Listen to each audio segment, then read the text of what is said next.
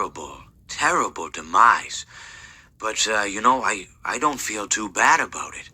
After all, if it weren't from me, it would have just been from someone else, you know? I guess what I'm trying to say is life goes on. Well, for everyone else, life goes on. Not for you. You're dead. But that's neither here nor there. It reminds me of one summer day in the park. I was having just a delightful picnic with my good friend Orville. And I said to him, Orville, I have a story. And he said to me, what's the significance of the story? And I said to him, Orville, not every story has to have significance, you know? Sometimes a story is just a story. If you try to read into every little thing and find meaning in everything anyone says, you'll just drive yourself crazy. I had a friend do it once. Wasn't pretty. We talked about it for years. And not only that, but you'll likely end up believing something you shouldn't believe and thinking something you shouldn't think, or assuming something you shouldn't assume, you know? Sometimes, I said, a story is just a story. So just be quiet for 1 second of your life and eat your sandwich, okay? Of course, it was only then I realized I made sandwiches, and poor Orville was having such difficulty eating it. Elephants have those clumsy hands, you know? Actually, I suppose that's the problem. They don't have hands at all, do they? They're all feet. And I couldn't imagine someone asking me to eat a sandwich with my feet. Now, if I recall correctly, there was a bakery nearby. I said to him, Orville, let me go get you some rye bread. Now, I'm unsure if elephants enjoy rye bread, but I assure you that Orville does.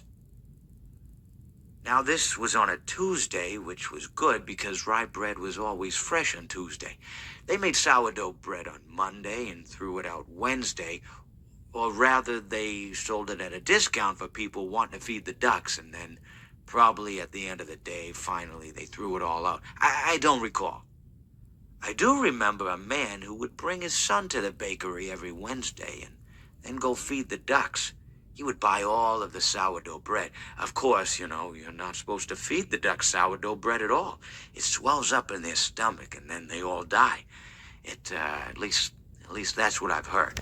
I never saw any ducks die myself, but I did notice a substantial decrease in the duck population over the course of a few years.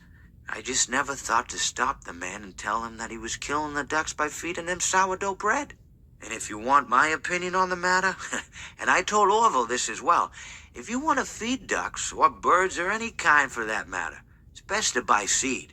I mean, when you think about it, breads of any sort don't occur in nature.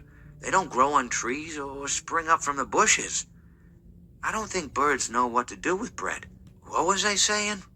Oh, yes. So I bought Orville some rye bread. What a fine day it was. Well, it seems that your journey has ended. Very sorry about that. It was always going to end this way, of course.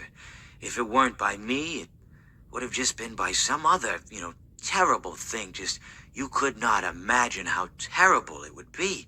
Just, I get scared thinking about it. I'm glad it's not me. It reminds me of a time I was speaking to my good friend Orville. We were sitting on a park bench watching the pigeons. I was on the left, he was on the... Wait, was I on the right or left? Anyways, it doesn't matter. We were sitting on there watching the pigeons. And I said to Orville, friend, those birds are frozen. And he kind of looked at me like I lost my mind. But I reminded him that it was winter, and often birds will sit in a tree until they freeze.